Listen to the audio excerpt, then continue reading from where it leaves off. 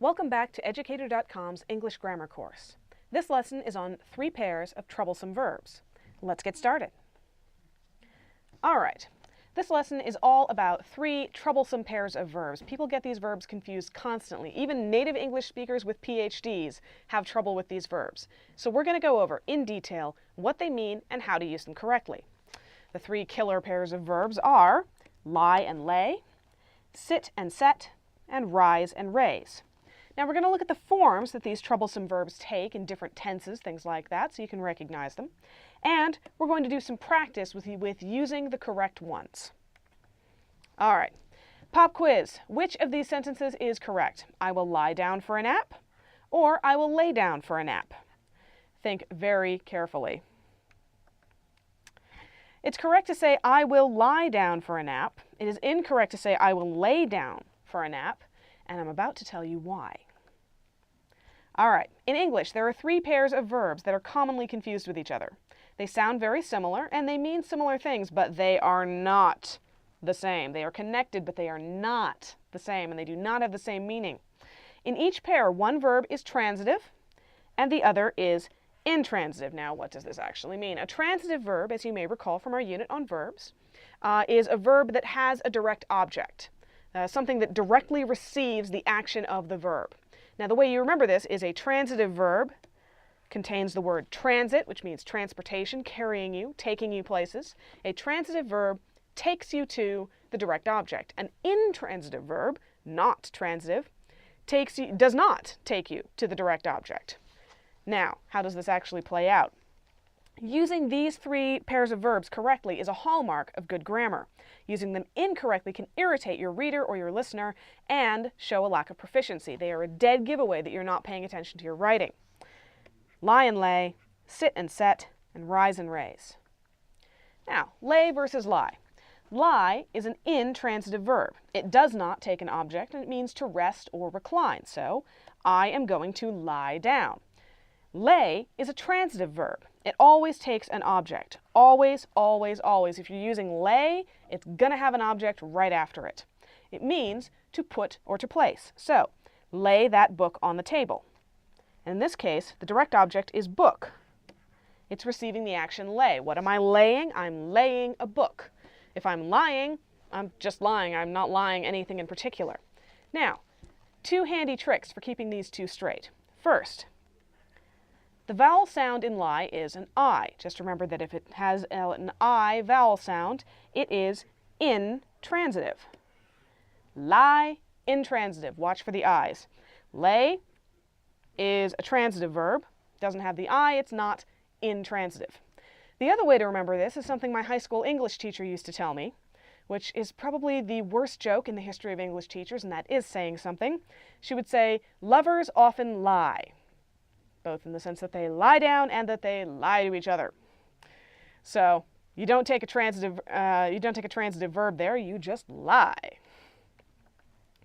All right, sit and set. These 2 are commonly confused in the American South and a couple of other places. Sit is an intransitive verb. Once again, the I sound with an intransitive verb. It does not take an object. It means to rest. So in our sentence, please, Benedict, sit down. Benedict isn't sitting anything in particular. He is just sitting. He's putting his butt on the chair. All right. Set is a transitive verb. It takes an object. It means to put or place. Set that book on the table. Notice how we used it in the same way that we used lay that book on the table. Means almost the same thing. The only exception to this particular rule is when set is used to mean to go down. Then it does not take an object. So the sun sets in the west. This is pretty much the only use of set without an object. All right, rise versus raise. This is one that drives me berserk when I hear people use it wrong. Rise is an intransitive verb. Once again, the I sound goes with an intransitive verb. It does not take an object. It means to go up. Rise and shine, as my mother used to say when getting me up at way too early in the morning. Raise, by contrast, is a transitive verb. It always takes an object, and it means to lift or move something up. Now, you notice these 2 meanings are connected, but something rises without help. Presumably, I would be rising out of bed without anybody else's help. Raise, you're pushing something up. The thing that's going up is getting help in the process. So raise your hand if you have a question. If you are raising your hand, you are pushing it up. It's not going up all by its lonesome. It has your arm attached. Now, let's look at the forms of these verbs. This is where it gets really, really tricky. We've been looking at the present and the base form of each verb. Lie, lay, rise, raise, sit, and set. Now, the present participle is formed along the usual rules. Lying, laying, rising, raising, sitting, and setting. Now, here's where the past causes some problems. The past tense of lie is lay. Look familiar? Yeah, you got to watch for that. Watch the tense so you know which verb you're actually looking at when you see those three letters, L-A-Y, together. The past tense of lay is actually laid. Rise becomes rose, raise becomes raised, it at least follows the regular rules. Sit becomes sat, it's a somewhat irregular verb, and set stays set. It's pretty much always set, in fact, even in the past participle. The past participle of lie is lain. That's one you're just going to have to memorize. It looks a little strange, but once you're used to it, everything else will look strange by contrast. The past participle of lay is laid, just like the past tense. The past participle of rise is risen because it is massively irregular. The past participle of raise is raised because it's massively regular. And the past participle of sit is sat. So at least sit and set have the same past and past participle. Okay, let's do a little practice with this. See if you can figure out which verb goes in each of these sentences. It's been a long day. I'm going to either lay or lie down for a while. Please rise or raise for the national anthem. That's Glenn setting or sitting over there in the corner. Take a good look. Pause the video if you need to. And here we are. It's been a long day. I'm going to lie down for a while. Remember, lovers often lie. You don't need a direct object for that. And we've got that I sound, which means it's intransitive. It does not take a direct object. The only thing lying down is the person speaking. There's nothing being pushed. Please rise for the national anthem. Once again, you're not getting any help. You're pushing yourself up out of your chair. And that's Glenn sitting over there in the corner. Glenn is not the sun, so he will never be setting over there in the corner. All right, let's do a little more practice. The stone had laid or lain there in the grass for a long time. The dog turned around 3 times and then either lay or laid down. In the story of Lazarus, Jesus raises or rises Lazarus from the dead. Now, this is a particular story in which somebody brings somebody else back from the dead. That's important because of the next sentence. Christians believe Jesus rose or raised from the tomb after he died. Now, in Christian belief, Jesus had no help. Lazarus did have help.